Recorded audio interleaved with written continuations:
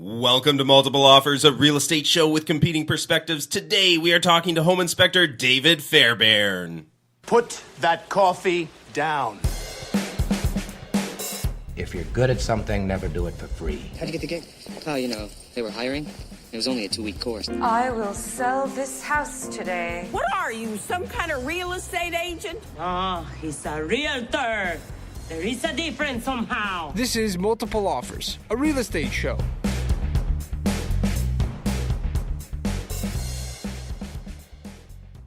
All right, guys, it is episode 42.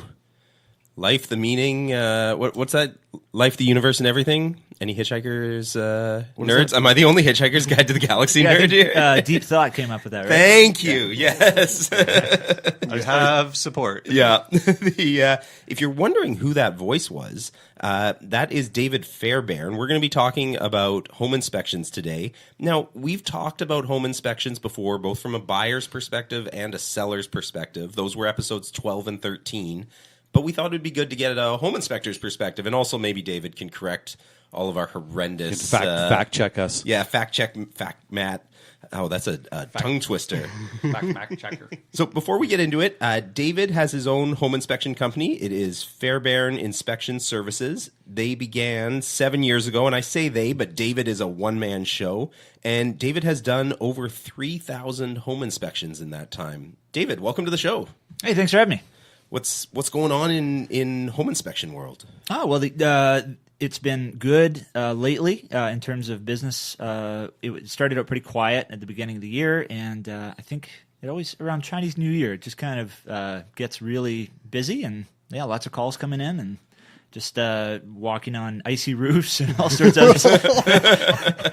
Just perfect, so yeah. Nice. I think that now because people are actually having inspections again, because there was a time when a lot of people weren't having them because they had to write subject free. You had to win the multiple offer. You had to pull your inspection clause. That's just that you just killed your offer if you had that. Yeah, that was a hard time. I know it was really bad too. Like on Sunday night, I would get 5 or 6 calls for Monday morning. And then, so the inspections you were getting were so quick too. They were so quick, yeah. And they were all for the same time because offers would be due Monday at 4. Did you ever get multiple calls for the same listing? Yeah, quite a few times. Yeah, I've inspected the same house about 3 times. I think was my record. Wow. But it doesn't always happen. But it would be like this really hot property. Yeah. The 2016? I guess when it was just crazy. And I would do, like Sunday, I would do open house inspections. So I would go there when there was 20 people in the house, and I would have to, carefully do my job. It was difficult. As a realtor, that was my favorite when you're the listing agent. I had one listing in Coquitlam back then that 2 house inspectors were there inspecting during the open house, and the reactions from people walking through the door was like, oh, this is serious. Oh, okay. There are two home inspectors. Trying to check your notes. Yeah. So, yeah. I mean, I know I didn't hire you, but people were walking up and being like, "So did it pass?" Yeah. Can you give me a bunch of free info that the other people paid for? And then on Monday, I got calls from realtors being like, "Hey, my client wants to know: did the person who had one of those home inspections did they end up writing?" Like trying to skip the process, trying to save $500. Oh yeah, totally. Yeah, I did have one of those in East Van where it was there was 3 home inspectors at the open house. Wow. And it was so crammed, like it was this tiny little character home, and I guess it was a good price for 2016, which would have been about $6 million or whatever. But they had 3 inspectors, and we actually just met in the driveway, and we're like, okay, guys, there's no way this is going to work if we don't team up on this. So I was like, okay, one guy didn't bring a ladder, so I'm like, okay, well, you're not roof guy. Yeah. So I was like, you can borrow my ladder because apparently you don't bring a ladder to a home inspection. I don't know how you got business, but and then the other guy agreed he would open the electrical panel and then he would leave it open for us. And then the entire time we were walking around, and it was just people just kind of silently standing behind me while I looked at the panel to see what my face did when I saw the wiring. Like it was really bad. What a weird time in real estate that was. Like that was surreal, I think, for everybody. Matt, I'm glad that's behind us. Yeah, me too. Matt, you were kind of hinting at that you had something surprising to tell us. Oh, well, it's just that it's not something that is going on in my personal life. Okay. It's well, anyway, it's mostly You're having a third child. It's definitely not happening. I was going to mention I might come off as a bit distracted today. I have 2 dogs. Yeah. One of them is 10 and the other is 1-year-old. And the 10-year-old is probably, as we speak, in surgery right now. Oh. So he's on my mind. We're hoping he comes through okay. And if it all goes through, he'll be much better and he'll probably have, a couple of good years in front of him. But he was getting to the point. It's a mobility issue. Yeah. So it's got to be done or he was going to be just disabled and grouchy. So he's under the knife right now. And we're hoping that by the time the show's over, we get some good news. Oh, well, I hope so. I didn't even know that. Yeah, that's why it's surprising. And he keeps all. What other secrets are you keeping? Yeah, it was a little weird. I kind of said goodbye to him this morning because the doctor warns you. They're like, when a dog's 10 years old and you put him under for a surgery, they don't always come out. Yeah. So it's a weird way to leave the house this morning. I can handle that, but yeah. Well, on that note, we've got a good show for everybody today. We're going to be just basically bombarding David with questions. We're going to get into maybe some inspection stories, and I think David has a question for us, which is a nice little change of pace. But before we get into all of that, Matt, you got some news for us? I've just been handed an urgent and horrifying news story. And I need all of you to stop what you're doing and listen. I got a news flash for you, Walter Cronkite. I am enlightened. Do it live. I'll write it and we'll do it live. This is Multiple Offers, a real estate show.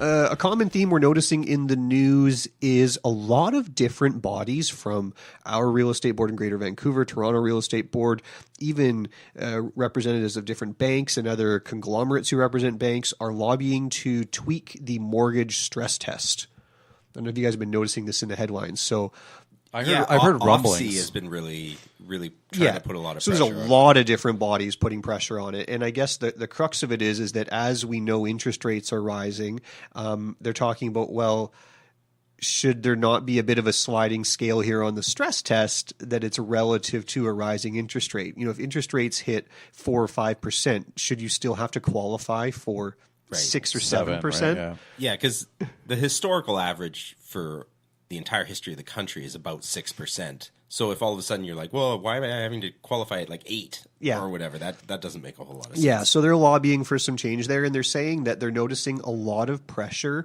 on the price segments that are affordable. And it's creating competition just in that one segment because the stress test is preventing people from spending money where they used to in different price segments. So it's created these weird little hot price bands. Yeah.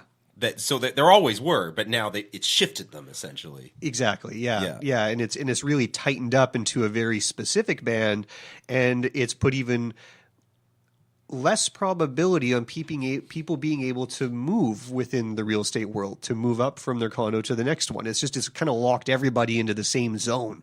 Right. And moving up has become even more difficult. So the stress test might be preventing people from defaulting on their mortgage, but it's having a lot of other sort of trickle-down effects on the market. So these are the discoveries. There's different bodies lobbying for it. I noticed a lot of the feedback is like, you realtors, all you want to do is sell more by lobbying for this. But it's, if we create pressure in one little segment, that doesn't make sense for an open free market.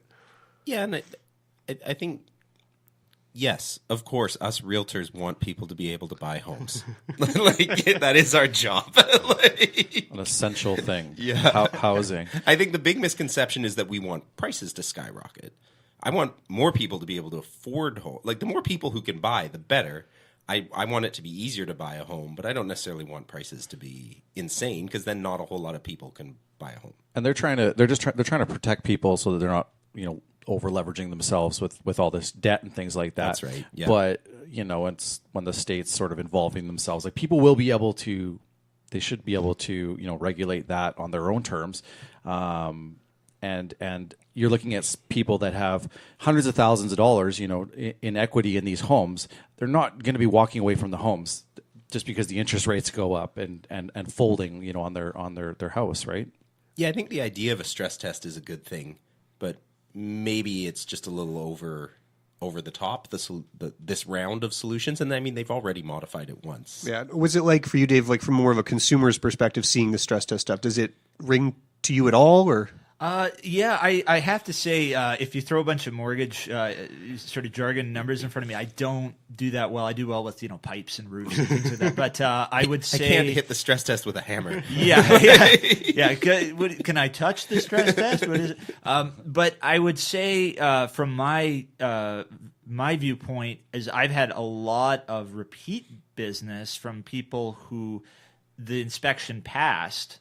And then they would go and their mortgage their financing wouldn't get approved, and then the deal would collapse, and then they would hire me for a less expensive property later. Right. And that's happened way more in the last little while than ever before. That's a really interesting comment. Yeah, so the stress test is good for home inspectors. So I actually support like 3 inspections per person is excellent. So we're going to elaborate. We're actually going to talk on that point in a bit. Well, I mean, that's a good segue. So that's an interesting development in the news, and that's going to take probably years to really evolve.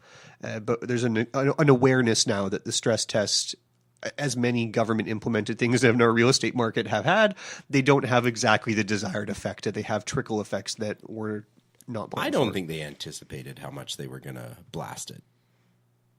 No, not at all. So that's great, though. Great insight, Dave. So we're going to get into some of that stuff in terms of conflicts and what that means for inspectors and realtors, and what it means for people in terms of when they should do their inspection, because maybe they shouldn't have hired you to do it before their financing was approved. So let's talk more about that whole process from beginning to end of hiring a home inspector. This episode is really designed for the buyer in mind. So let's talk about that.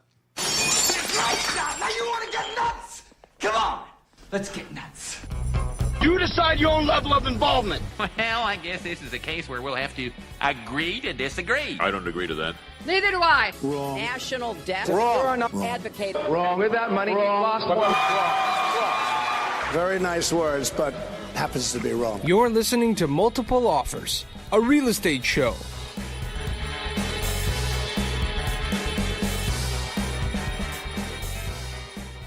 All right, so we're about to get into this here with David. Now, right before we do, I hope that our listeners have been enjoying the show. If you guys have been enjoying the show, please leave us a 5-star review on iTunes or whatever platform you get your podcasts from. This helps us find more listeners. And if you want to make sure that you don't miss an episode, please subscribe.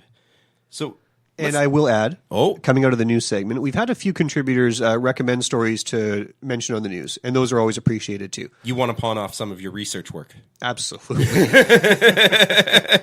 Please curate the news for me and send those. It's always in the show notes, but feedback at morealestateshow.com. Thank you. Perfect. Now, David, let's start at the very beginning. Why did you become a home inspector? Your origin story. My origin story. Well, it started with my parents being killed, but no. No, it was. I was an engineer before this. I was a power engineer, and I worked in commercial buildings. And I got really tired of being in the same building every day, all day, and I really wanted some adventure.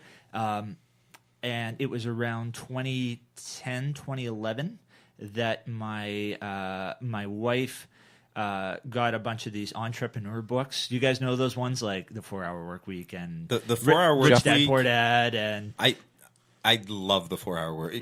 We could do a whole episode talking about how much I love that book. The title is a lie. It's a complete lie, but it's a great book. It should be like you will try this and end up working 8 hours. But but we got a whole bunch of those books. My wife, she really gets into one thing for a short period of time, and she was really into these entrepreneurial books. And she's like, "That's it. We gotta stop working for the man, and we gotta be self-employed and all this stuff." What was your wife doing at the time?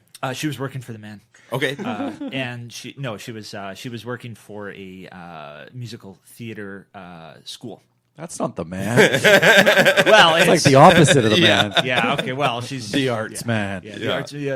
Under the thumb of musical theater. But she had. We knew we wanted to start a small business, but I wasn't sure what would work. And then it was one of those things where I was talking to a bunch of people, and just home inspections constantly came up because people are like, "Oh, Dave, you can teach really well. You can take a really complicated concept and you can put it into lay terms, and that's your strength. Like, I talk really well and I can explain things quite well." So everybody seemed to think, "Oh, well, this would actually be a really good avenue." So I looked into it, and I did a ton of research on it. And I remember talking to the guy at the trade school, and I said, "Well, is there room for more home inspectors in Vancouver?" And he said, "If you're good, there is. If you do a great job, there's always room for more inspectors. There's inspectors come and go, but he said if you really focus on doing a great job." And so I just made it my life to on weekends I would go out, I would follow contractors, I would follow home inspectors, and at the same time we were actually having our first baby, so it was a really burning the candle at both ends kind of situation where... Good time to start a business. Yeah, no big deal. Yeah. And as soon as I got my ticket, I quit my job and I just went right into it. And it was hard. The first 6 months was really, really challenging. I think we actually missed a mortgage payment, speaking of mortgages. So it was really tough. And then at that time, actually... Remax Advantage, a few agents here had started to use me, and the business started coming naturally. And I realized that really it's all word of mouth. If you have a good reputation, then your business just builds itself. So then at that point, I was doing the odd inspection here and there. It was enough to make a living, and then things really. Obviously, the market kicked into high gear about 2 years later. So, and that's when I really went from doing it kind of casually to really being heavy duty. So is your wife part of the team? No. She does some bookkeeping, but I try to keep her out of my business. So did she go off and start her own entrepreneurial She adventure? did. She opened a music school in New Westminster. Oh, so we actually have a music school downtown New West. Yeah. It's called Music Box. They compete with Neil Doug? Yeah. Well, it depends if he listens to this podcast or not. But yeah, there's a Matt Brabbins Neil Doug connection. This is all I was saying. Is there? Okay. Good or bad? Oh, good. Oh, okay. Good. Yeah, Matt's wife is basically running Neil Doug. Neil Doug's son-in-law. Yeah, Matt is related. Oh, very good. Okay. Yeah. There's actually a lot of business for music schools. I know Neil Douglas does pretty well, and we've always done well. And it's a good business. And I didn't think it would be when she first launched it. No, I'll be quite candid. I really didn't think. I thought music school. I don't know if you'll make any money doing this, but it ended up being pretty good. So, but yeah, it's. So we both went into business for ourselves, and ever since I've been doing it full time, and I just love it. And people want to know, the listeners, how tall are you? I am 6'5". 6'5", okay. Yeah. Like Matt and I are pretty tall, and Geoff is average, but you're 6'5". Okay, it's pretty tall. It's actually kind of nice because it actually helps people remember me when they see me. They're like, "Oh, you're the tall home inspector." Yeah, I'll actually hear people talking about me. The tall guy, like the tall home inspector. Yeah. So it's one of those things where it's like it's easy to remember me. Jeff's totally triggered right now on our heightest. Are you above average? Sorry, I'm definitely not above average. I married a 5'2" lovely lady so that I could feel tall. No, I'm 5'11". That's like average, right? You're average, yeah. No, it's just the heightest attitude of the room. It's like, oh yeah, no, we like to talk about being tall. Yeah, let's all have a big chat about how tall we are. You know how people remember me? Because I'm tall. Yeah. All the 6 foot and ups are gonna have a little conversation. What's the best here? part of being so tall? Looking down on the rest of you. Well, thanks for answering that question. That's good. I think in stating how you became a home inspector, it does really help our listeners who are listening to this maybe thinking they have a home inspection in the near future for them. And they're like, how do I choose a home inspector? Right? And because like you said, there are a lot of them out there, and there are good ones, and there aren't necessarily some who do quite as good a job. And, that's a difficult thing to navigate if you're not getting a recommendation, or maybe for some people who don't trust the recommendation from their realtor. It's a lot of different places to start. Yeah, I actually hear that a lot. I actually get contacted on the web a lot, and people are like, "Yeah, I don't trust my realtor, and I want to hire." And why are you working with that's that what realtor? I thought too, yeah. I'm always surprised. I'm like, why are you working with somebody that you literally don't trust? Like, I think that would be like a fairly foundational thing to have when you're selecting a realtor, like somebody you actually trust. But yeah, no, I get contacted a lot, and they're like, "Oh yeah, my realtor gave me an inspector's name, and I think he's good friends with them, and he's going to just pass the house no matter what because they want to get their commission." So yeah, no, that unfortunately does happen. I don't know if that's more of a public perception thing than an actual thing that happens. But and those things do happen. Yes. There are. I've told these guys about this before, but I had a listing where a home inspector ran into the building. He had a thermal imaging camera. He scanned each room with the thermal imaging camera, passed me his card, said, "Home inspection done. It's passed. Passes every time." And then he walked out. And as the listing agent, I was fine with it because my job is to represent the seller's best interest. But I was like, who is this guy? And how did this happen? And I felt really bad for that guy's buyer who did not get, I'm sure, what he thought he was paying for. Yeah, there's some weird stuff that happens out yeah, there. that would be. It sounds like he violated a number of the standards of practice in BC. Like all of them? Yeah, like almost. Actually, the one thing that's not in the standards of practice is thermal imaging. So he literally did everything except for what he was supposed to do. Yeah. I would keep his business card, but not for that reason. I'd probably warn people against. Oh yeah, something no like kidding. that. Can you expand on that a little bit in terms of standards of practice, the different bodies that sort of can represent home inspectors in the province? Yeah, okay. So there's several organizations that you can belong to, and they all have their own standards of practice. So when you complete, let's say, Douglas College or BCIT, and you have your ticket, you would go and join an organization, and there's about 3 or 4. There's one really big one in BC, and then there's a few others scattered around. I don't think they're that different, honestly, but I'm sure I'll get probably an email after this podcast saying, okay, well, don't you know that there's some benefits? But it's a professional organization, and then you have to be a member of that and then have a certain amount of insurance, and at that point you get your consumer protection BC license. And this is a government issued license. So this is after regulation came in 2009. So before that, the qualifications were you had a flashlight. It was literally maybe a ladder, and anybody maybe could a ladder, be a home inspector. Yeah, or a thermal imager. He was probably pre-regulation. So once you take the course before you get your government issued, it's a BC issued certificate or not? Yeah, it'd be a license. They just want to make sure that you're with one of those organizations? Yeah, like you have to be with them. And they have to be accredited by the government. Okay. Yeah. And you can pick any of them. Yeah, you can pick any of them. And there's a couple differences, mostly in terms of how active they are in sort of lobbying and training and a number of other factors. I actually don't. Well, okay. I would. The one I'm with, I may eventually look at other alternatives, but they all have their own standards of practice. And what they basically figured out early on during regulation is we need to come up with a set list of the minimum things that a home inspector has to look at as part of his job. And they really, really labored over this because, for instance, appliances. Okay, those are usually included with the sale. They have an extremely high failure rate. It's one of the top fines I find. In BC, they decided that appliances were not actually required to be inspected. Which is funny because if an inspector doesn't inspect the appliances, I think most buyers would question are it. upset. That's right, yeah. And there's still a good number of inspectors that don't actually inspect appliances. But if you go to, I believe, California or Texas, I can't remember, they actually require that you test appliances.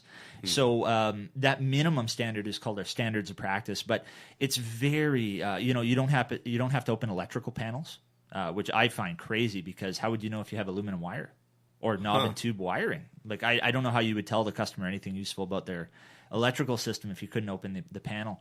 Another thing is we're not required to move anything.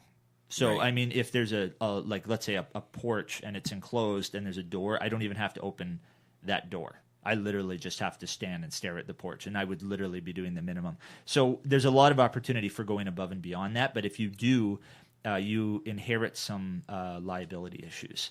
And I'll be honest, I have had a couple dishwashers and ovens blow up on me, where I had to, like in one case, I had to cut a check because the oven blew up, so I had to buy the guy a new oven. But because you touched it last. Because I touched it last. It was my fault, 100%. And but that's a risk that I think, in terms of all the inspections I've ever done, I've made way more back in that through referrals of people who are happy that they didn't buy a house with a leaking dishwasher. Yeah. If in my opinion, it's much better to have me find the leaking or exploding appliance than the customer moves in on their day and you guys hand over the keys and it's this big, nice feeling. Here's your new keys to your new house, and their dishwasher leaks all over their brand new floor. Well, I appreciate that, because then it's us who's buying the dishwasher. Yeah. Which financially was a good for me, but I think that really the minimum standards are our minimum. It would be like the BC building code. Like if you build a house just to code, there's a lot of room for improvement. If you were like not a home inspector and you needed to hire an inspector, like I guess it's like real estate, right? There's a ton of different brokerages, and there's good and bad with anything. Are there? I guess I don't know if maybe you can't even really say anything about it because which association or which? Yeah, like is there like I would always hire somebody from like this organization versus the other, just a personal thing. Yeah, I think it's not even like a brokerage in that respect, because there's no brokerages that have there's no associations that just have an awful reputation versus some brokerages. I can probably name one new brokerage that you can name it. You cannot. Okay, I don't want to violate anything here. But I can, there would be some where there are issues. But I think for associations, in my opinion, there's not enough difference. I think that any consumer would really choose one over the other. I'd probably choose the inspector. Probably more important to me would be what he did before he was an inspector and how long he's been an inspector. I remember when I was in school taking the course, I mean, there was guys that were driving taxis and semi-trucks, and that was their job, and they had zero construction experience, and they would go and take the course. And it's really hard to go into being a building expert. Yeah, you guys need so much knowledge. Yeah. So you really have to have a background, and that's the thing is I would probably, if you're interviewing home inspectors, find out how long they've been doing it. If it's only a couple of years, find out what they did before. Because if they were a contractor for 20 years, that's a pretty good sign. Yeah. They probably know how a bathroom is constructed. They know how an attic should look. Mm-hmm. These are things that I don't think you would know just by going to school. So I want to move on and talk a lot about the actual process of the inspection, and there's a lot of meat to it. But one more thing for folks who are choosing their home inspection, what to do. I think it's important when we talk to our clients to understand what you're getting from that. Like when you pay for an inspection, you're getting a service provided, but you're also getting a report. So when you're looking at choosing an inspector, David's saying you're interviewing a few, you should think about how is that report going to be provided? Is it email or is it a written report? When will it be provided to you? Immediately after the inspection? Is it going to be a 5-hour turnaround, a next day turnaround? Because that could be really important in terms of when you schedule your home inspection. And then the tools that they use, because we've talked about thermal scans. Jeff, you mentioned that. The only tool you need. Yeah. Apparently. But some inspectors don't carry them, or moisture meters, right? I know, Dave, you use two different ones because sometimes you get a false positive. So is that a really important question to ask a home inspector? Do you do thermal scans? Do you have like certain moisture meters, or should you trust that if they've got good reviews that person can do the job? Yeah, not necessarily. I would say, the tools would be a huge part of it. I mean, my tool bag is worth thousands of dollars, and I have 2 thermal cameras, 2 moisture meters, drills, carbon monoxide detectors, mirrors, just everything. And I, again, all those go above the minimum standard, but they help me to do my job better. So, and I think that's a big point is the thermal imaging. We were talking about that. If any listeners aren't familiar with thermal imaging, it's basically you're reading heat signatures on, let's say you pointed at a wall, you would read the heat signature of the wall based on infrared light. And it would tell you a lot about what's going on behind the wall. It's not an X-ray camera. I hear that sort of term tossed around a little bit, especially with TV shows like Homes on Homes, where he uses it and he's like, oh, I can see right through the wall. It's the Predator vision. Yeah, it's the Predator. Okay, there you go. Yeah, exactly. Yeah, so watch the movie and you'll know what he's talking about. Yeah, watch Predator or any spy movie. They use it a lot. And essentially what you're doing is you can see heat loss. So usually you would have missing insulation, or you would have water in drywall. Water has a very distinct thermal signature when it's in drywall. So if you have a roof leak or a wall leak, and even if somebody's painted over it, you can still catch it way before you could see it with your eyes. And I've found routinely, even newer houses where the toilet will leak into the ceiling of the kitchen, and you can't see it with your eyes. So the thermal imaging, I think, would be a deal breaker for me. If I were hiring a home inspector, I would absolutely look for somebody that did that. I should point out that you actually need a fair amount of training to do it, and this is kind of a bit of a sticking point for a lot of inspectors that have been doing thermal for a long time. And then you've got some guy who launches his business and he goes out and buys a cheapo thermal camera, and all of a sudden he's a thermal inspector, but he doesn't know what he's looking at. So he's pointing it at the walls, and he's like, oh, you got a leak here and mold here, and it's all wrong. Right? Yeah. He doesn't know how to calibrate his camera. He doesn't know. He's just doing it for show. It's more of an advertising thing. So I would find out, if they've been trained, and what, are they using because you can get a thermal camera at Canadian Tire for $350, or you can get, and I've got it, I can show it to you, or you can get one for $5,000 or $6,000, which is what I have. So just virtue of having it doesn't necessarily make you great at using it. So I think that would be something that I would check their training. The best catch I saw in the last couple months was a brand new home, and the inspector did the thermal camera, and a whole section of the radiant heating system was not operating properly, and the builder had no idea, and they fixed it because it was brand new and whatnot.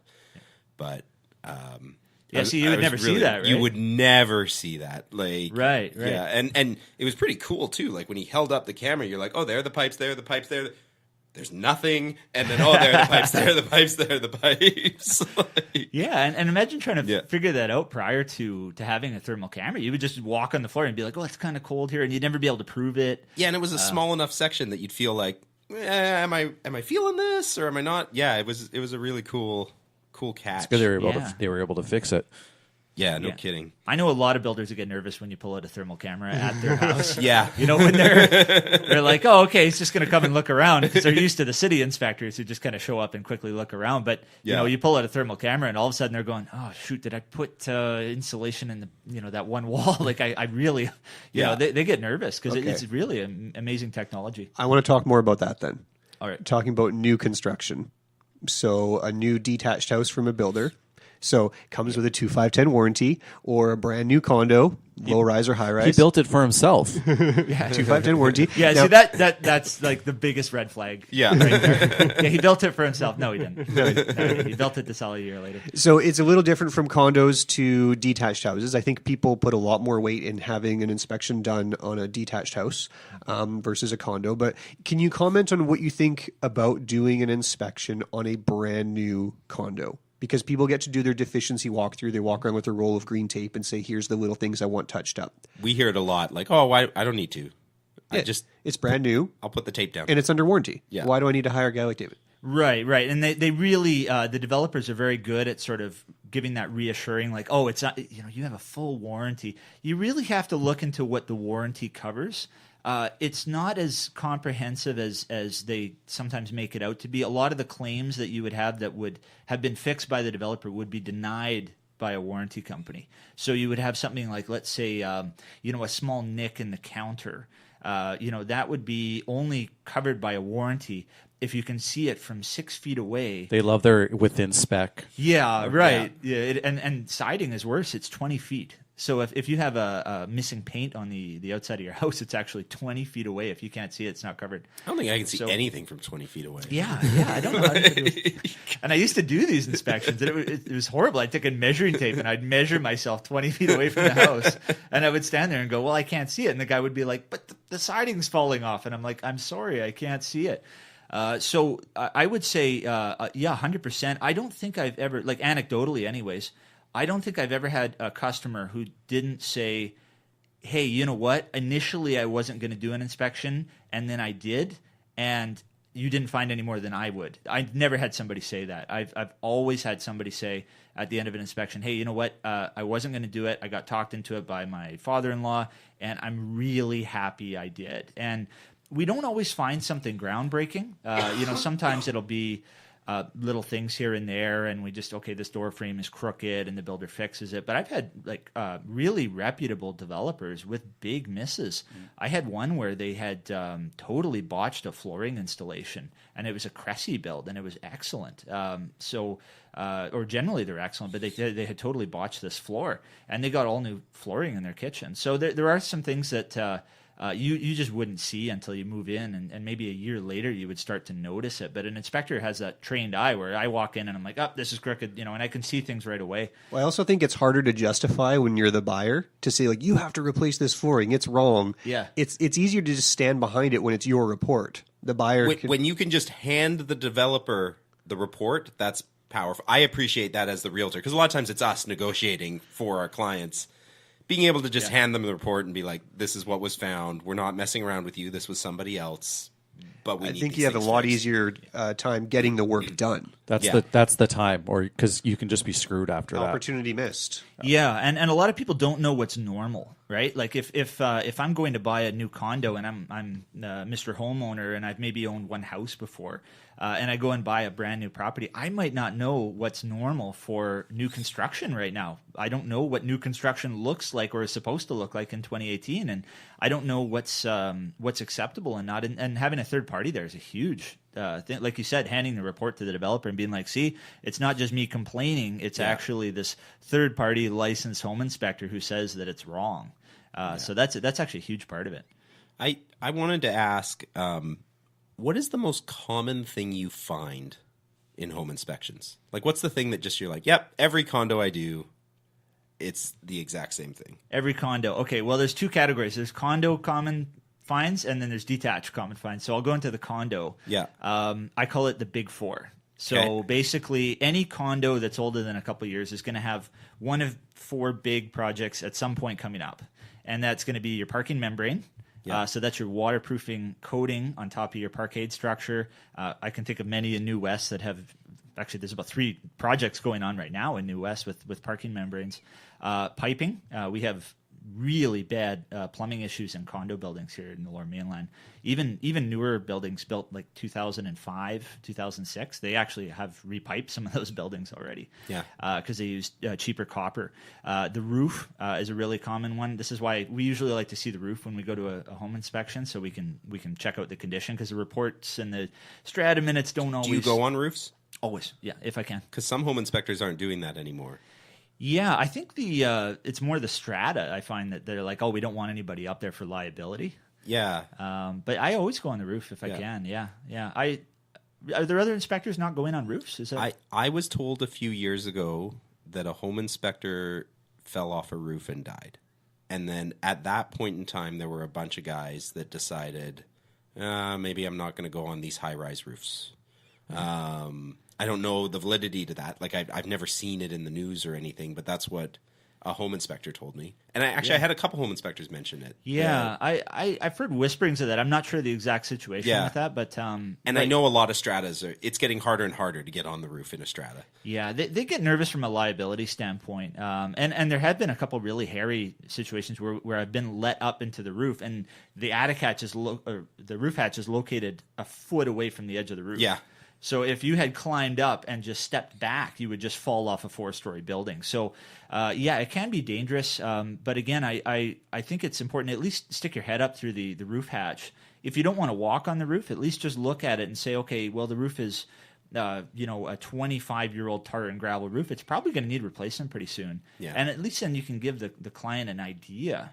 Especially if they don't have a depreciation report, if they just to see the material they used, right? Just to see, is it a torch on? Is it brand new? Is it old? Sometimes that information is legitimately not available. I've actually gone to several condos where they don't have a depreciation report and nobody knows how old the roof is. We look on like satellite imagery sometimes. We can kind of check it out, but even then, it's hard to get the resolution to tell. So, right, and they're usually 3 years old. Yeah. So you go out there and you're like, see, this roof needs replacing. They just did it last week, right? So. So I think we derailed you there. The That big was four were number membrane, 3. pipes, roof. And the leaky condo crisis. Which you can go back and listen to the last episode to hear all of our thoughts on. Right, yeah. So, go back and listen to episode 41. Yeah. And you'll learn all about that. But building envelope issues are the most expensive out of the 4. So at any given time, one of those 4 issues generally is on, if not right away, it's on the horizon. Yeah. So almost any building. So that would be the most common finds is those. What would you say is the most common minor find? Like just little annoying thing that doesn't cost the buyer much, but you always see all the time. Somebody pulled out the carburetor and left the wires dangling below the kitchen sink. Every second one. Every second house. I'm put sure some you've caps seen on the wires. And they just moret the moret wires them and they and- wrap tape around it and then they leave it like laying against a pipe. Yeah. I thought it would have been bathroom like caulking or like Shower tiles. moisture. Yeah, shower moisture. Do you guys get that on your listings a lot where there's water behind the tiles? But you can usually tell like the caulking or the caulking's like peeling or bad, but also just if you start to see that there's grout that's actually like little pieces have removed themselves. There's pits in the grout. Yeah, that's usually a big one, and it's really common. It's like probably every third one I have some sort of shower problem. I was going to guess steel braided hoses for the washer. Oh, dryers. the washer. I feel like that gets steel-braided brought. hoses. Like if they've actually put those in, that's more surprising than if Yeah. they're not. I know, and I always point it out. I'm like, they actually did it. Yeah. Yeah. In case, have you guys talked about that? No, you can fill our listeners in on what I'm talking about. When you buy a washer and dryer, they often they'll give you these cheap plastic hoses, and when you hook up your washing machine, you have hot water flowing through one of the hoses all the time. And not only that, but a washing machine has a valve that opens and closes to modulate the temperature. So you've got this valve opening and closing and slamming and banging this poor hose. So the pressure is rising and falling really rapidly in these hoses. And they, over time, they just degrade, just like an old car tire, and then they will leak. And it's such a problem with these older hoses that they just burst all the time, and you see it in strata minutes. There's just, I can name a few buildings where they've had like 3 different washing machine hoses just pop, and it just floods everybody else's unit. So it's kind of a meme with home inspectors to recommend replacing them. And I got so I have a template in my reporting software, and I have a photo of the hoses, these steel braided hoses that won't burst on you, and I'll put the words install these, and I'll draw an arrow pointing to the back of the washing machine, and I just do that every time. And like I said, or like you said, we're surprised to actually see somebody has upgraded them. Yeah. But people are getting better. I think some stratas are doing every unit, but just buy them in bulk, put them in gift baskets. I've actually thought about cheese, that. Crackers, steel braided lines. They're not expensive. No, it's more a hassle to install them. Yeah. Sometimes because you got to pull the machine out or something, right? But everybody needs them. Yeah. So what about on the detached side on houses? Detached side, do-it-yourself electrical. That Number makes sense. 1 by a long shot. You see, this was a problem before, and then YouTube got invented, and made it better. No, more prevalent. It made it more something. But yeah, everybody thinks that they can wire in anything now, and it's really dangerous. I don't know if anybody's seen or received an electrical shock. I know sometimes home inspectors get sort of, oh yeah, he's just making it, like we find an electrical problem, and then the realtor will say, oh well, he's just making a big deal out of it. It's an easy fix. It might be an easy fix, but electrical is you really have to be careful with it. If everything isn't the electrical code exists for the very reason that to make houses not burn down and people get shocked. And it's very important that you have an electrician actually do the work. It's not that expensive, and doing it yourself could be really dangerous. I've seen people rewire their own sub panels in their house. The one the other day, the guy had just this mess of wires, hanging down behind his fridge in his kitchen, and there was kids in the house. They could easily reach out and grab it. So that's definitely the number 1 find. Oh, that's really scary. Yeah. And again, it's all about how you present the findings to the buyers. I usually preface it by saying this is not expensive, but you need to do it. It's you need to do this before you move in so that you aren't at risk. So it's all about framing it properly. A lot of electrical work is cheap to do. I mean, electricians, $100 an hour, and the equipment's usually not that expensive. So compared with other projects, so there's a real balance to delivering the message. Yeah, 100%. Yeah, I really that was the big thing that I learned in my first 2 years is how to actually deliver information to people, and it's really I heard one person call it like a bedside manner. Like you're like a doctor delivering bad news to people because they're looking at their dream house, they're so excited, and you went in and you found a problem in their house. But what I think is a problem may not be a problem to the buyer, or as big of a problem as maybe I think it is, or vice versa. If I find a bad hot water tank that needs replacement, they may get really upset about that, and that could be a deal breaker for them. So you just don't know. So it's really about phrasing it properly and saying, okay, your hot water tank is 12 years old. It's not leaking right now, but I recommend replacing it, and it's about $1,000. I don't have any problem giving a verbal, cost estimate. I never put it down on paper. That could open us up to liability later. But I always try to preface it. People don't know. They watch Home and Garden TV, and sometimes you'll see those reno shows where they're like, "Oh, this is a $10,000 problem," or "This is a $500 problem." You just don't know unless somebody tells you.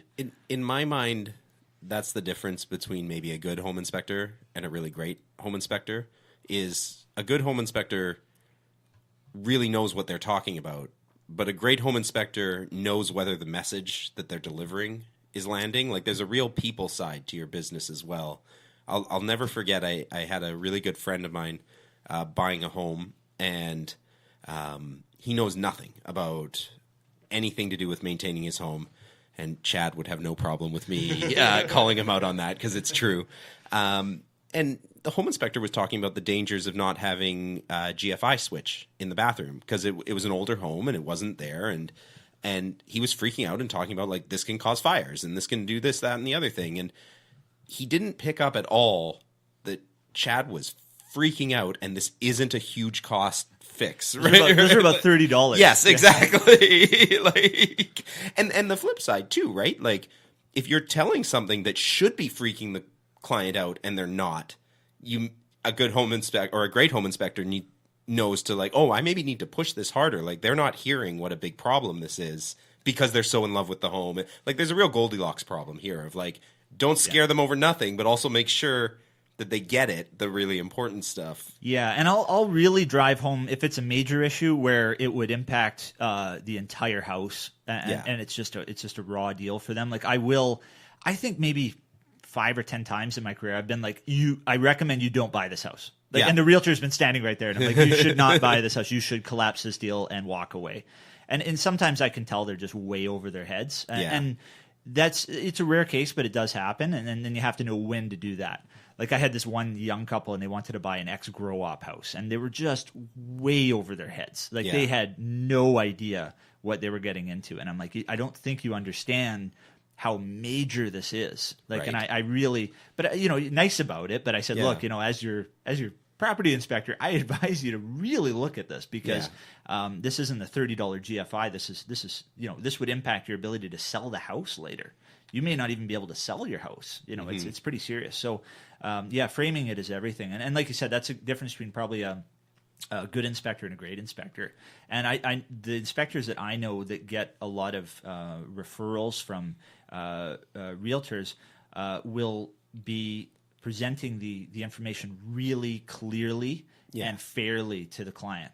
And I think that was one of your topics that you were going to talk about is sort of, working with realtors.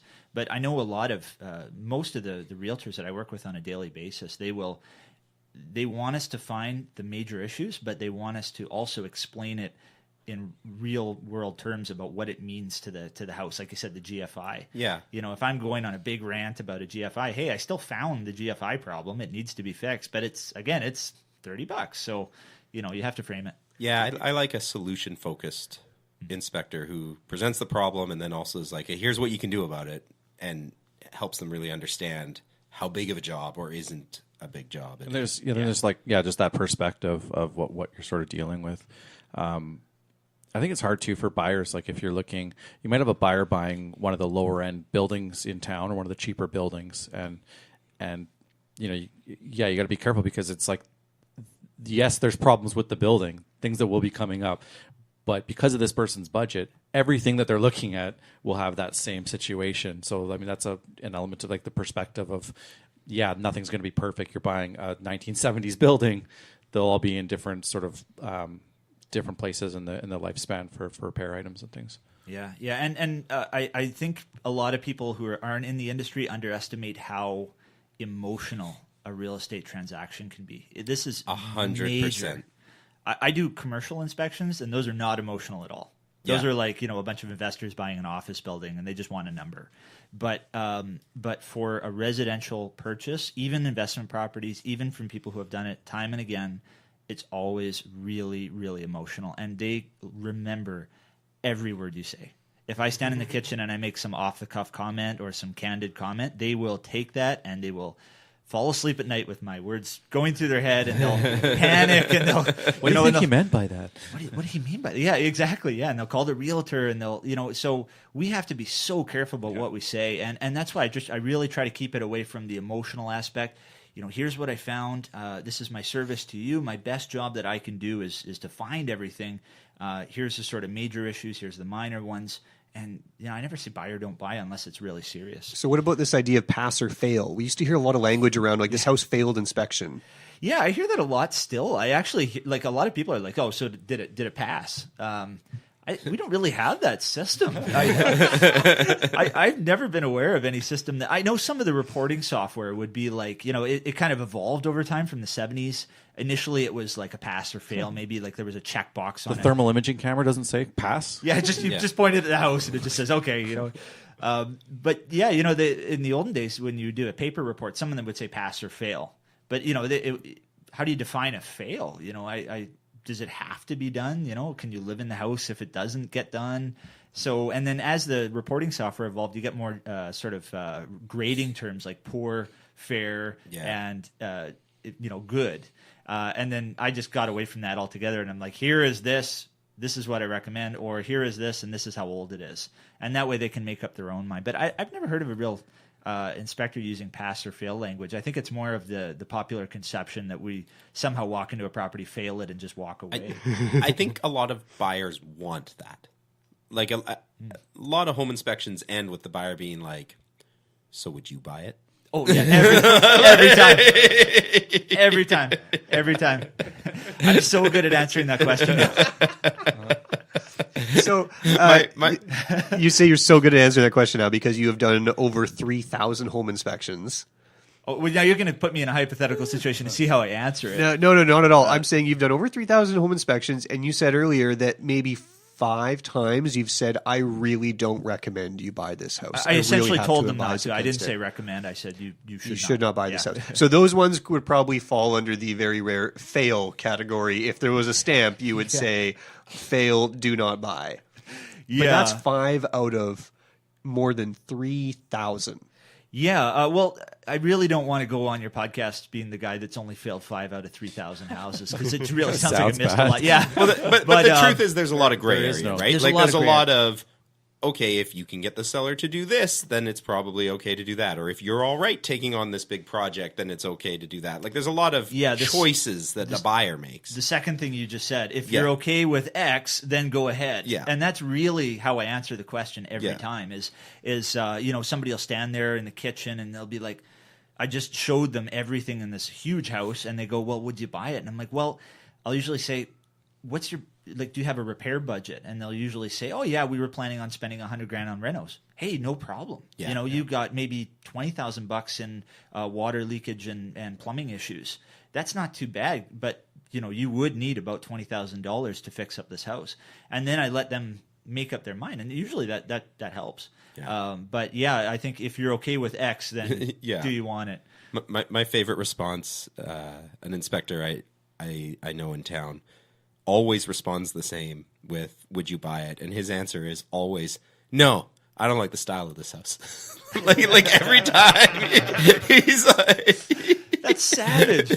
Oh yeah, and he pauses because they always are like, no. And then just makes some off the cuff remark about some random thing he doesn't like. So I guess you all have to have a stock response to that question because you get it every time. We get it so much, yeah. And but it depends. And I mean, sometimes I'll say, hey, you know what, I really like the house. I'm allowed to, we're allowed to editorialize a little bit, but we'll say, hey, you know what, you got a good little house here. It needs new pipes. But you're buying a $1.1 million house, and the pipes are going to cost you $7,000, $10,000, or the basement's unfinished, or you're redoing the kitchen. So yeah, really, you're doing that anyway. That's a lot of responsibility. That question. It's a tough one. Yeah. Well, you guys, did they ask you guys that too? Yeah, but that is our job. Like our job is to give them advice on what they're buying. That's I find part we of the don't role. get that question so much though because of the element of like, well, you want to close the deal. Oh, really? You know what I mean? Like the would you buy it? It's kind of like, what would you do about this? I don't get a flat out would you buy it. It's like, what do you think I should do about the findings of the inspection? Yeah, it's not worded would you buy it usually, but I do get a lot of should I buy it? Like I get that question after a home inspection, usually the next day when we're kind of debriefing. Are you allowed to say that? Yeah, our job is to give advice. But you can say like, I recommend buying this house? Yeah, and a lot of times the answer is not unless we can knock some money off the price for to compensate for what happened. Or we advise on value a lot of times. Like, okay, well, after that changes the value, or that doesn't change the value. Yeah, I still think it's worth what it was worth before. I mean, I still think it is or isn't a good fit for you. And it's a comparative thing too, right? You say, well, we found these things in this old house.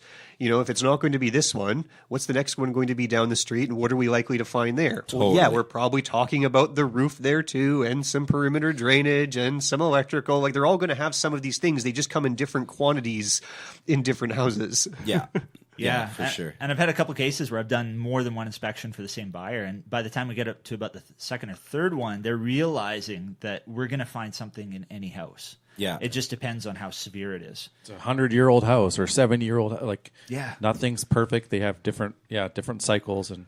I want to mention that for our listeners because we've teased this before that there are some inspectors, and I don't experience them in the market anymore today, but in the past, who really had a reputation of no matter what the circumstances, essentially saying, I do not recommend you buy this house the first time they meet with a client, their first inspection, so they could get another job out of that same client. Because like, oh, my inspector was so good, they said I shouldn't even buy this house. I'll go find another one, and I'm definitely hiring that inspector again. Right, so he gets 2 jobs out of 1. Is that the idea? Yeah. The guy I'm thinking of, the golden rule was 3. The third one he wanted pass. 3 inspections. Yeah. First 2 failed every time. Third one passed. See, that's a good way to get yourself run out of town because collapsing deals for the sake of that's just fraud, right? It was. I know who you're thinking about too. I can name. There's 2 guys. I know their names, their companies, everything. One of them is no longer in business, but the one I was talking about is no longer in business. But there's a new one. Yes. Yeah, and they build a website that is built entirely around do not trust your realtor.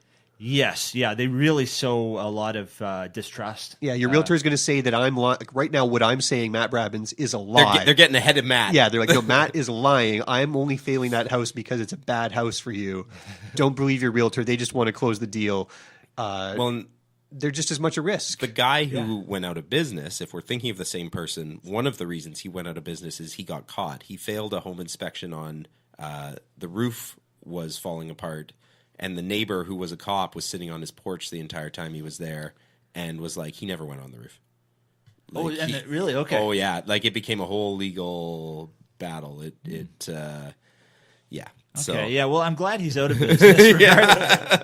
That was like, that's something that would just inevitably happen, I think, with that kind of business you can model, only run that for so long before somebody's like, And I see this, and it does happen with probably more prevalent than the killing a whole bunch of deals model is the showboating. Like where everybody, the inspector thinks he's Mike Holmes and he's like a hero. And again, we can be heroes sometimes, but I've felt pretty good sometimes. We find major issue and save the client a ton of money, and I get this emotional email later. David, thank you so much. You saved us a bundle. But I think acting like a reality TV show star at every inspection is not really a good model, because you just end up, like I said, you end up blowing things out of proportion, and that's what that guy did every single time. Like he would just, I think if it's the same guy you're thinking about, I think we're talking about the same person. Yeah. Yeah. I heard. Can I ask you another question? I just want to move on to a different vein here before I forget, because we're talking about buyers and interpreting the inspection. What would you say, because you've done so many now, with buyers at the inspection? What should they do when they're there?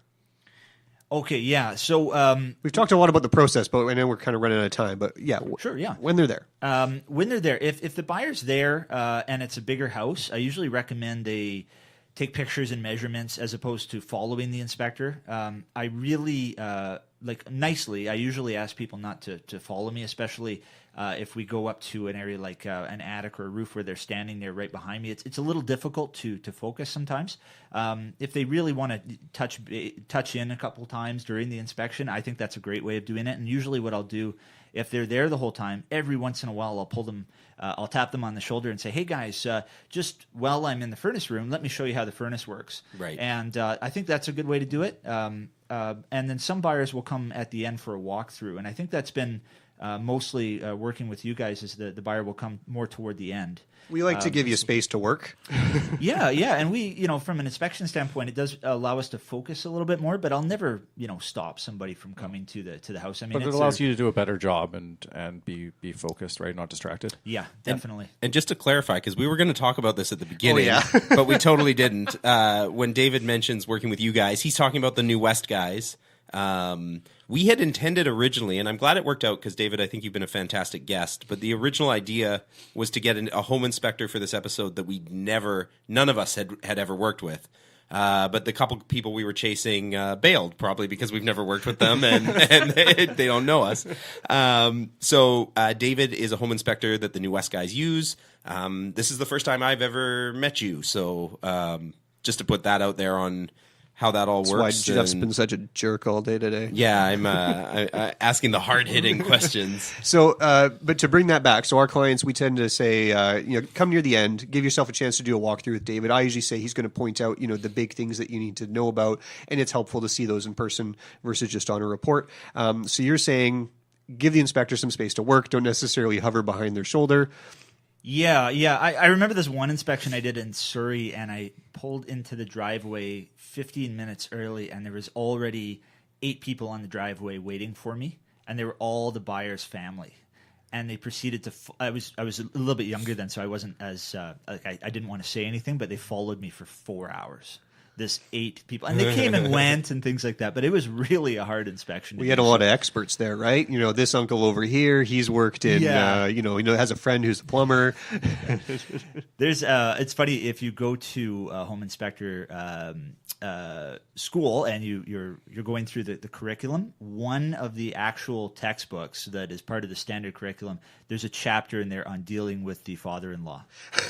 No way! No way! I am not kidding. If you want, I can take a picture of it later and send it to you. There's a chapter about how to handle it when the father-in-law shows up. And there should be, because I feel like that comes up all the time. All the time. And it actually gives strategies on how to win them over to your side and how to... I need to see this chapter. Yeah, I'm going to send that to you guys. You got to pump his tires. Because... a lot of fathers and fathers-in-law, they'll show up with their tool belts. I've had it where they show up with their tool belt, and then and it can get competitive, right? Yeah. Where sometimes they need to one up you. Oh yeah, wow. Oh, it's actually one of the hidden not problems, but it's a challenge for sure. Yeah. Is that the most frustrating part of being a home inspector? I think on your outline you said realtors, but that could be an acceptable response. No, you know what? I really think, just to kind of summarize, is that, you hear these stories about realtors and you hear these stories about people, clients, fathers coming to the inspection and yelling at the inspector. But generally in this industry, I've been really blessed by meeting a lot of really wonderful people, and most of the people I work with and realtors are really out for that. And I'm not just paying you guys lip service. I'm just saying most of the people I work with on a day-to-day basis genuinely want the best for their client. Yeah, they aren't into and I think the ones that try to fast talk and push inspections through and get drive-by home inspectors, where they're only going to be there and just pass the house no matter what. I think that they don't really last in the industry. That's my impression anyways, because I always see those type of people, they'll pop up and then they'll just disappear really fast. So. Okay, well, I think that covers our main topic. Now, before we let you go, David, did you bring a question for us? Yeah, I did. And I have answered it, but I wanted to see how you guys would answer the question is how do you deal with relatives? Check out the big brain on Brad. How's it working out for you? What?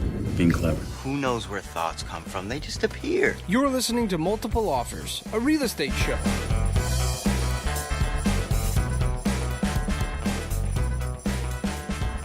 That is an excellent question. Yeah, we should have a chapter in the real estate book on how to deal with fathers and fathers-in-law. You can borrow my page. I would say the biggest challenge of dealing with parents is that they usually parachute in at the end. And not so much now because it's been in the news how crazy the real estate market has been, but a lot of times they're out of touch with where the market is. Like, I find you show them the best one of the 20 homes we've looked at, and they're like, that's all you get for $500,000? That is not good enough for my kid. Well, wait till you see the other choices. Yeah, they're lacking perspective. And they want to be the you get the superhero, dad. We get it sometimes with like a daughter or something. They're just obviously they love their child. They just want to protect them, and they've never met us before. So like establishing, same like with you and inspecting, you need to establish the trust like right away, because otherwise, like, who is this guy? What does he think he's doing? And it's nothing's good enough. And yeah, they don't know all the other the crap that you've seen, or there's not a lot that we've seen, or whatnot. So they can kill things right away. I've had clients in tears before because they really loved the place, and dad will not let them buy that house or property or whatever. I had a Chinese-Canadian couple that when we started looking gave me the real hard speech. You don't need to worry about any of the superstitious stuff with us. We think all the lucky numbers, unlucky numbers, all of that is garbage. We're like, okay. And the unit number that they picked was 44. And 4s, if you're traditional in Chinese culture, are really unlucky. But it equals 8. I don't think it works that way. You can't just add it together. Doesn't it mean death? Yeah, it means death. Yeah. And again, when they saw it, they're like, don't worry, we think that's dumb, like blah, blah, blah. It'd just be like, living on the 13th floor or whatever. Who cares? But the parents cared.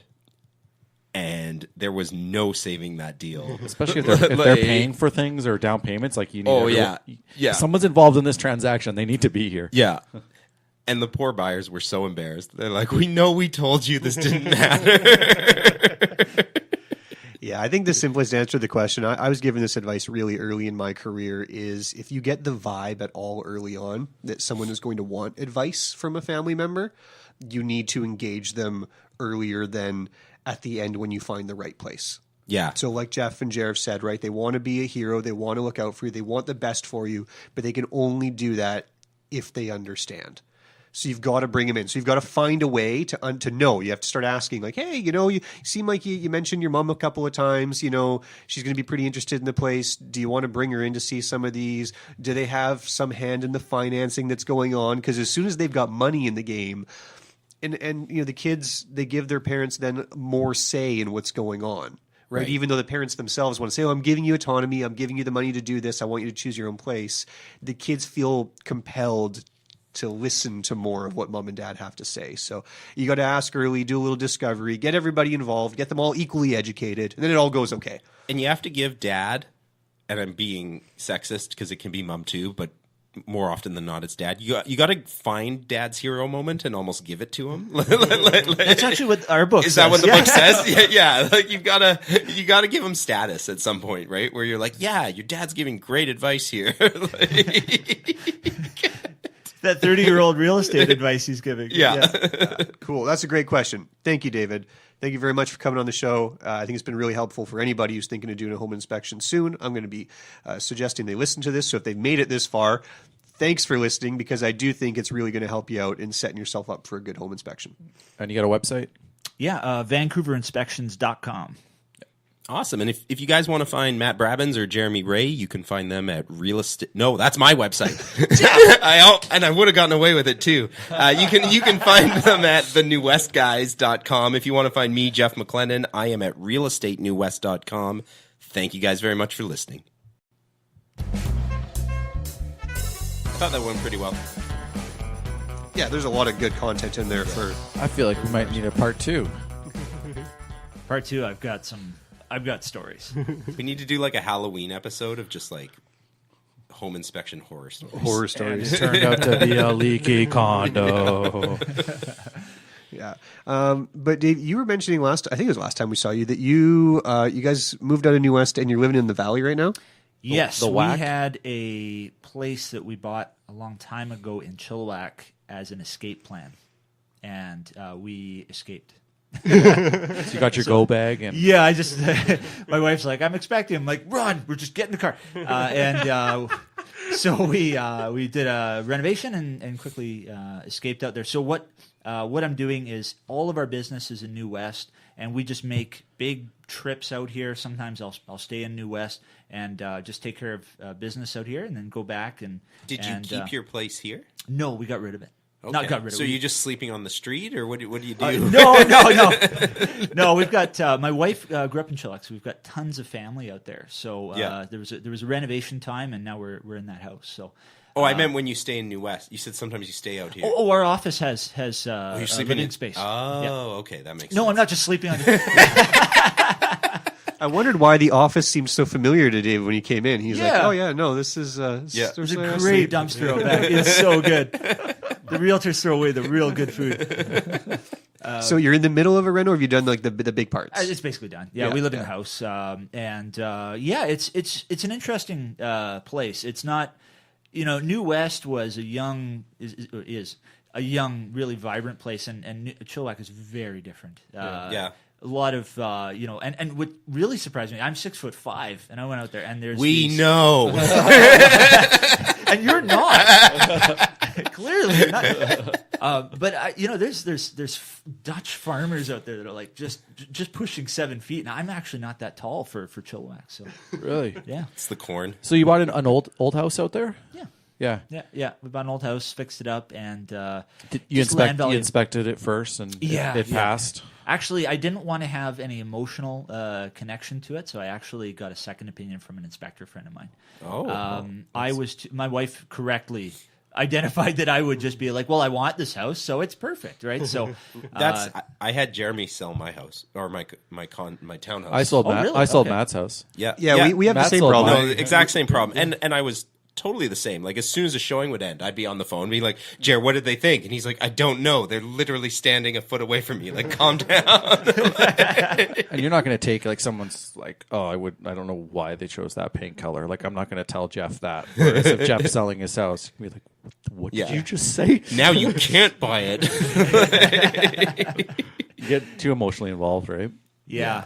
I think that's a good tip for anybody in the industry, is to get a second opinion if it's your own. Because you're like we were talking about earlier, is how emotional real estate is. Your brain just goes right out the window as soon as you're picturing yourself standing in that kitchen with your kids, or you're picturing yourself mowing that lawn. Totally different. My dad bought his dad's house, and when he did, my grandpa hired a realtor. Because he knew you would make some sort of weird mistake? I think it was actually mostly because dad's not the only child, and he wanted a paper trail of like, he got no special treatment. This was all done above board. Like, he didn't get like a discount purchase price, honest valuation and everything. Yeah. Are you guys planning on? Are you going to come back to New West, or is it a trial run out there? I don't know. I'm not sure yet. Yeah. I've always been good at keeping my family and my work life kind of separate, and I think that it didn't really impact us in as much as we thought. I actually really enjoy being on the highway, so I'll just learn Russian while I'm driving or whatever. There's so much time, right? Do you blast podcasts? Do you blast music? What's Yeah, your music and listener, podcasts, man. Yeah. Yeah, actually, I blessed this podcast. Actually, you guys got some good content, but mostly that. And for me, it's kind of nice. You just drive through the farmland a little bit, and but we've always moved a lot. My wife, moved a lot her whole life, and she's really nomadic that way. So who knows? I mean, we might those music teachers, man. Oh, they're crazy. You don't show her this video, please. But yeah, it's a different pricing out there, and I don't know if move back here, but we just love New West so much. Like when we first found New West is right around the time we got married, and there was so much emotional connection to New West. We'll just never not be New Westers at heart. I just don't. It's such a great place. What do you miss the most? I miss going to walking down the street and just seeing people I know. And you don't get that in downtown Vancouver, or you don't get that. Well, maybe you do, but you do not. I just moved back to New West from Vancouver. Oh, and I think that's been the weirdest culture shock for my wife. She grew up in Vancouver, and just walking around, you're like, you go to the grocery store and you see three people you know. Yeah, and it's so weird because I hear that time and again. Like I'll do inspections in New West, and people are like, "Yeah, we were shopping around Burnaby or Surrey or whatever," and they're great communities in their own right, but here it really still feels like a small town. Yeah, and it's got old buildings and the architecture. It's very unique, and I think it's just the age of the city. It's just you can't get that anywhere else. He's a fan. We agree. Move to New West and call these guys.